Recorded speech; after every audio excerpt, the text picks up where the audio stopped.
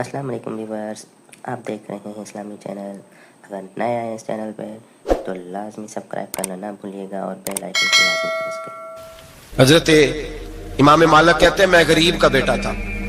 अक्सर दीन पढ़ने वाले गरीबों के बेटे होते हैं। अमीरों के बच्चे एफएससी पढ़ते हैं, बीएससी पढ़ते हैं, टेक्नोलॉजी पढ़ते हैं। गरीबों के बच्चे दीन पढ़ते हैं और फिर अमीरों को मिंबरियां मिलती है। गरीबों के बच्चों को अल्लाह मिंबर अता फरमाता है, मुसल्ला रसूल अल्लाह देता है। हजरत सैयदना इमाम अबू मालिक फरमाते हैं मैं गरीब का बेटा था और मेरी 6-7 बहनें, मैं अकेला भाई था। आप फरमाते मेरे अब्बा जी फौत हो गए। मेरी अम्मी पकड़ के मुझे एक धोबी की दुकान पे ले गई, कहने लगी इसे कपड़े धोने का तरीका बता दे, सलीका समझा दे, ये भी एक छोटी सी लॉन्ड्री की दुकान खोल लेगा, मेरी बेटियों का पेट पालेगा।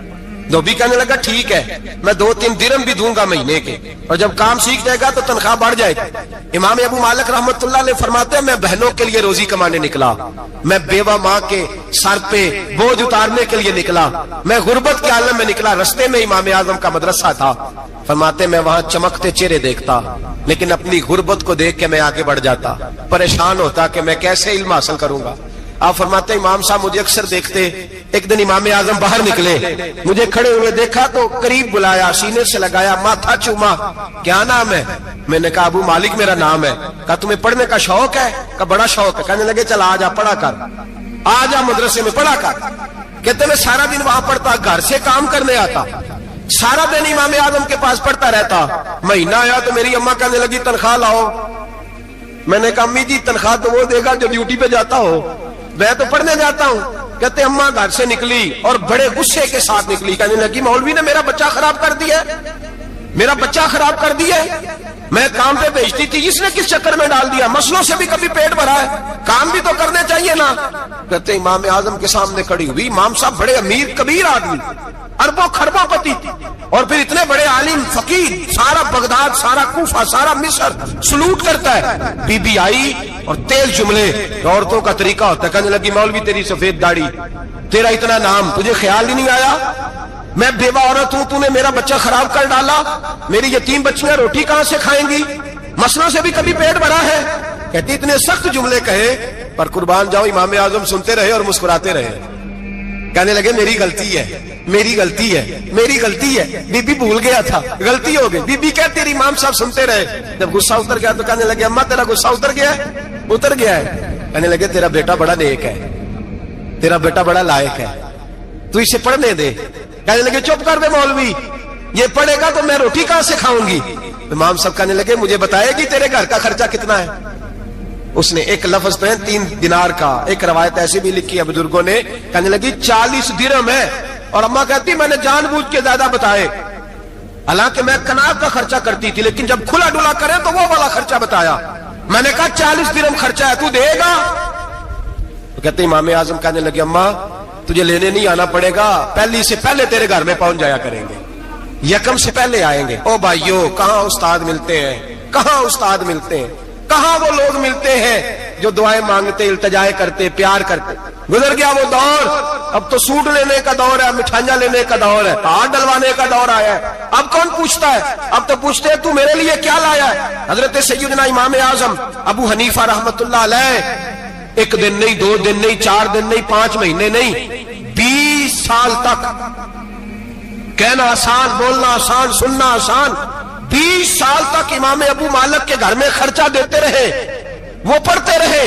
अम्मा कहने लगी तू मेरे बेटे को लगा तो लिया है, तो पढ़ के बनेगा क्या? हजरत इमाम आजम फरमाने लगे बादशाहों के तख्त पर बैठकर बादशाहों के साथ खाने खाया करेगा, उनके साथ बैठ के हलवा खाएगा, वक्त आएगा वो देखेगी।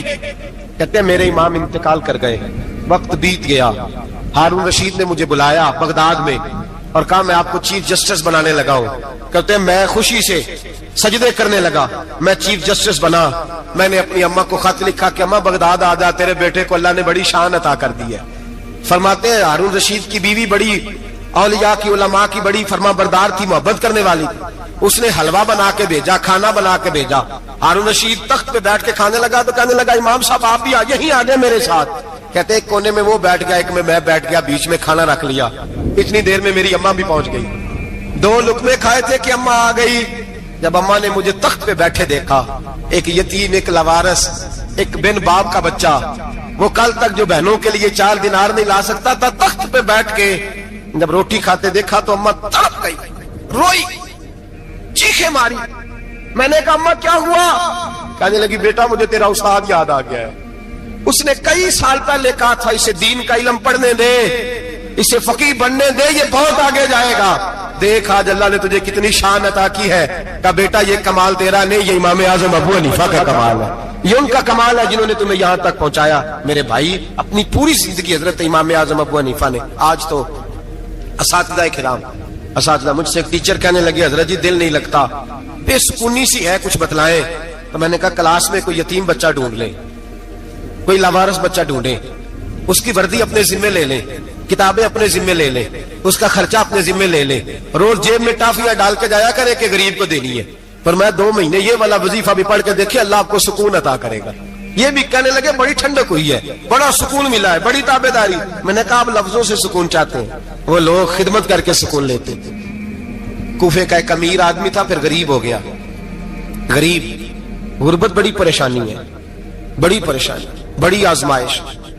غریب بیوقوف اس لیے ہوتا ہے کہ اس کی جیب میں پیسے نہیں ہوتے، غریب مجبور اس لیے ہوتا ہے کہ اس کے پاس ہوتا کچھ نہیں نا، تو ساری آزمائشیں اکٹھی آ جاتی۔ غریب آدمی تھا، محنت مزدوری کرتا لیکن پوری نہ ہوتی۔ وہ کہتا ہے ایک دن گلی میں ککڑی بیچنے والا آیا، تو میری ایک بیٹی تھی چھوٹی سی، باقی بچے بڑے تھے، چھوٹی ضد کرنے لگی، کہنے لگی ککڑی کھانی ہے، ککڑی۔ کہتے میں پریشان ہو گیا، دل ٹوٹ گیا، بیٹی نے سوال کیا ہے۔ فرماتے میں نے سوچا کس کے پاس جاؤں، کسی اور کے پاس مجھے سمجھ نہ آیا، میں سیدھا امام اعظم کے پاس چلا گیا۔ یہ شخص ہے جو مجھے دے گا بھی اور میرا پردہ بھی رکھے گا، مجھے دے گا بھی اور میرا، بولیے، میرا یہ پردہ بھی رکھے گا، یہ رسوا نہیں کرے گا، یہ فوٹو نہیں کھچائے گا، یہ فوٹو کھچا کے پہلے دن فیس بک پہ نہیں لگائے گا کہ میں غریبوں میں تھیلے بانٹ رہا ہوں، یہ اسی وقت اخبار والوں کو نہیں بلائے گا ایک تھیلا اور 6 اخباروں میں تصویریں، یہ اس طرح نہیں خیرات دے گا۔ حضرت امام اعظم کے پاس گیا تو فرماتے رش بہت زیادہ تھا، میں امام صاحب سے بات ہی نہ کر سکا، واپس آ گیا۔ امام صاحب نے بندہ بھیجا، فرمایا پتہ کر یہ بندہ کسی ضرورت کے لیے آیا تھا، رش کی وجہ سے بات نہیں کر پایا۔ کہتے واپس میرے پیچھے بندہ بھیجا، وہ میرے گھر تک آیا، گھر آ کے اس کو حالات کا پتہ چل گیا، واپس گیا۔ کہتے ہیں 3 تھیلیاں اشرفیوں کی بھر کے امام اعظم لائے اور خود آئے اور رات کے اندھیرے میں آئے اور مجھے تھیلیاں دے کے نا تو میرے آگے ہاتھ باندھ دیے۔ میں نے کہا حضور ہاتھ کیوں باندھتے ہیں؟ آپ فرمانے لگے یار دکھ اس بات کا ہے کہ تو میرا پڑوسی تھا اور تیری غربت کا مجھے پتہ ہی نہیں چلا، تو میرے علاقے کا تھا اور میں نے سوچا ہی نہیں، میرا اپنا تھا مجھے خیال ہی نہیں آیا۔ فرمایا معاف کر دے، میری شکایت نہ کرنا کہ یہ میری طرف توجہ نہیں کرتا۔ علم بھی تھا، عمل کا نور بھی تھا، تقوی کا حسن بھی تھا، غریب کی مدد کا جذبہ بھی تھا۔ آج لوگوں پر مال کا فتنہ سوار ہوتا ہے، سب پر نہیں لیکن زیادہ لوگوں پر۔ جیسے جیسے مال آتا جاتا ہے ویسے ویسے عقل بھی آتی جاتی ہے، ویسے ویسے سیانے بھی ہوتے جاتے ہیں۔ کہتے ہیں وہ بھی کمائے وہ بھی کرے، میں تو ٹیکنیکلی بڑا ہوں، میں عقل مندی میں بڑی، نہ بہن کی فکر رہتی ہے، نہ بھانجوں کی فکر رہتی ہے، نہ رشتہ دار کی فکر رہتی ہے، نہ دائیں بائیں کچھ دیکھتے ہیں۔ لوگ جیسے جیسے پاورفل ہوتے جاتے ہیں، ہٹتے جاتے ہیں، کٹتے جاتے ہیں، امیروں سے گرانے لگتے جاتے ہیں، آگے کی طرف دیکھتے جاتے ہیں۔ امام اعظم ابو حنیفہ رحمت اللہ علیہ نے ساری زندگی پیار کیا، محبت بانٹی، علم، فقاہت، تقوی، روشنی۔ آج لوگوں کو علم ہوتا ہے پر علم کا نور نہیں ہوتا، ہمیں بہت ساری باتوں کا پتہ ہوتا ہے پر وہ باتیں ہمارے لفظوں میں ہوتی ہیں، ہم اس کے حسن سے آگاہ۔ اور اگر میں یہ کہہ دوں کہ ہمیں ان باتوں پر یقین کامل نہیں ہوتا، کہہ رہے ہوتے ہیں، ہم سمجھتے ہیں، بڑی باتیں کرتے ہیں، لیکن ان باتوں کے پیچھے جو عمل کا جذبہ ہے وہ پھیکا ہوتا ہے۔ امام اعظم ابو حنیفہ رحمت اللہ تعالی علیہ جتنے بڑے عالم تھے اتنا ہی بڑا خوف تھا اللہ کا دل، اتنا ہی بڑا خوف تھا۔ ایک آدمی کہتا ہے میں نے امام صاحب سے مسئلہ پوچھنا تھا، میں نے عشاء کی نماز امام صاحب کے پیچھے پڑھی، کتنی لوگ باتیں سنتے ہیں، اس کا اثر کتنا لیتے ہیں، لیکن امام صاحب رحمت اللہ علیہ کا طریقہ کیا تھا؟ کہتے میں نے امام صاحب کے ساتھ نماز پڑھی مسجد میں تو قاری صاحب نے قرآن پڑھا، اذا زلزلت الارض زلزالها واخرجت الارض اثقالها، فرماتے ہیں آخری 2 آیتیں پڑھی، فمن يعمل مثقال ذرة خيرا يره ومن يعمل مثقال ذرة شرا يره۔ اللہ فرماتے ہیں میں قیامت کے دن تیرے ذرے ذرے کا حساب کروں گا، ذرہ برابر نیکی ہوئی تو تیرے سامنے آئی، ذرہ برابر گناہ ہوا تو تیرے کس کے برابر؟ جی وہ کتنا ہوتا ہے؟ ریت کا 1 ذرہ، اس کے برابر بھی گناہ ہوا تو تیرے سامنے، یہ اللہ کہہ دیا ہے، تو ایسا انشاءاللہ ہو کے رہے گا, اللہ ایک دفعہ دکھائے گا. دعا فرمائے اللہ ہمیں معافی عطا فرمائے, اللہ ہم سے درگزر فرمائے, اللہ ہمیں بخشے ہوئے میں شامل فرمائے. یہ آیت امام صاحب نے سنی تو کہتے ہیں میں نمازی سارے چلے گئے تو امام صاحب بیٹھے اور یوں نہ اپنی داڑھی پکڑ لی, چراغ ٹمٹما رہا, کہتے ہیں داڑھی پکڑ لی اور امام صاحب بیٹھے. میں نے کہا کہ کسی محویت کے عالم میں ہے, سوچ میں, چلے میں تھوڑی دیر میں آتا ہوں. کہتے ہیں میں 2 گھنٹے کے بعد آیا تو امام صاحب ایسے بیٹھے داڑھی پکڑی ہوئی. میں نے کہا ٹھہر کے آتا ہوں. میں پھر 1-1.5 گھنٹے کے بعد گیا تو ویسے بیٹھے. کہتے ہیں تہجد کا وقت ہو گیا, میں مسجد میں گیا تو چراغ ٹمٹمانے لگا, ختم ہونے کے قریب آ گیا. امام صاحب بیٹھے, اب میں نے دیکھا کہ آنکھیں آنسوؤں سے بھری ہوئی ہیں اور اپنی داڑھی پکڑ کے کھینچ رہے ہیں اور کہتے ہیں یا اللہ تو اگر ذرے ذرے کا حساب لے گا تو ابو حنیفہ تو الجھ جائے گا. اے اللہ تو ذرے ذرے کے بارے میں پوچھے گا تو میں تو نہیں جواب دے سکتا. خدا بندہ اس طرح کر, میرے ان سفید بالوں پہ رحم کھا. اے اللہ میرے بڑھاپے پہ مہربانی فرما, مجھ سے نہ ذرے ذرے کا پوچھنا, میں بڑا کمزور ہوں, میں نہیں جواب دے سکتا. مولا مجھ سے درگزر والا معاملہ کر. کہتے تڑپ رہے امام صاحب. فجر کی اذان ہوئی تو امام صاحب نے دائیں بائیں دیکھا, میں پیچھے کھڑا تھا. میں نے کہا حضور ساری رات ہی گزر گئی, آپ ایک آیت سن کے پریشان رہے اور میں روزانہ 20 تقریریں سنتا ہوں, درجنوں حدیثیں سنتا ہوں, مجھے تو اثر نہیں ہوتا. آپ فرمانے لگے مجھے تیرے معاملے کا نہیں پتا, لیکن مجھے اگر تو نے دیکھ لیا ہے تو کسی کے ساتھ ذکر نہ کرنا مجھے. اور فرمانے لگے پھر تو نیک آدمی ہوگا, تجھے نہیں خیال آتا. تو میں تو جانتا ہوں من آنم کے من دانم, پتہ سارا ہے سردار نو کی دیا نا, میں تو جانتا ہوں نا, مجھے خبر ہے, لہٰذا میں نہیں حساب دے سکتا, تیرا نہیں مجھے پتا. جتنا میرے بھائی علم زیادہ اتنا خوف بھی. حضرت عبداللہ ابن مسعود فرماتے ہیں زیادہ باتیں کرنے والا عالم نہیں ہوتا, اللہ سے زیادہ ڈر جانے والا عالم ہوتا ہے. جو آدمی لمبی چوڑی گفتگو کرے وہ فقیہ نہیں, وہ اللہ سے ڈرنے والا نہیں, بلکہ جس کو وہ بات کرے تو تھوڑی کرے, ڈر کے کرے, خوف کے ساتھ کرے. اللہ کی خشیت جس کے دل میں ہو وہ بڑا عالم ہوتا ہے. حضرت امام اعظم ابو حنیفہ رحمت اللہ علیہ مالدار تھے اور اپنے مال میں سے حصے نکالتے تھے. امام صاحب فرمایا کرتے تھے میں نے چند 1000 درہم رکھ دیے. حضور کس لیے؟ فرمایا لوگوں کو قرضہ دینے کے لیے. نبی پاک صلی اللہ علیہ وسلم نے فرمایا قرضہ لینے والے کو منع کیا ہے, فرمایا قرضہ ایک قید ہے, بغیر مجبوری کے نہ لینا. اب لینے والے بھی احتیاط نہیں کرتے, فٹافٹ قرضے کے پیچھے بھاگتے. بڑی مجبوری ہو تو قرضہ لیں, فرمایا مقروض قیدی ہوتا ہے, قرضہ لینے سے بچو. اور دینے والے کو کیا کہا؟ فرمایا اگر سامنے والا تنگ دست ہو نا, تنگ دست, تو اسے مہلت دو. جتنی تم مہلت دو گے اللہ اتنے پیسے روز صدقہ کرنے کا ثواب عطا فرمائے گا. اگر تنگ.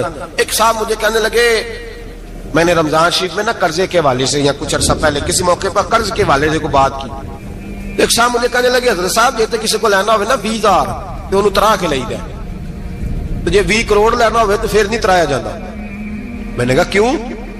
کہنے لگے 20,000 والا بندہ ماڑا ہوتا ہے نا, جہاں 20 کروڑ کھا گیا وڈی مگرمچھ ہوتا ہے, انہوں ترایا جا سکتا, وہ دے کے بندے ترلے ہی کر دے چل بھائی کیویں دے سکنا ہے.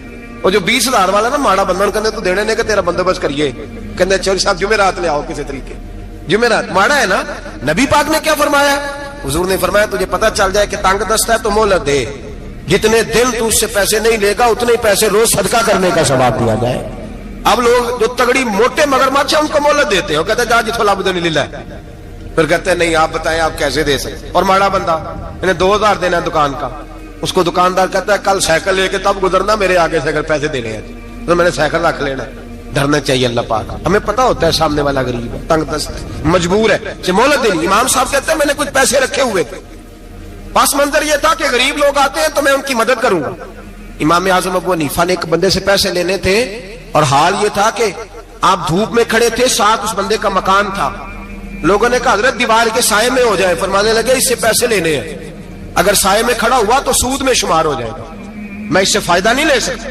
ایک بندے سے قرضہ لینا تھا, وہ آپ کو دیکھ کے گلی اور دوسری گلی میں چلا گیا, رستہ بدل گیا اور چھپ گیا.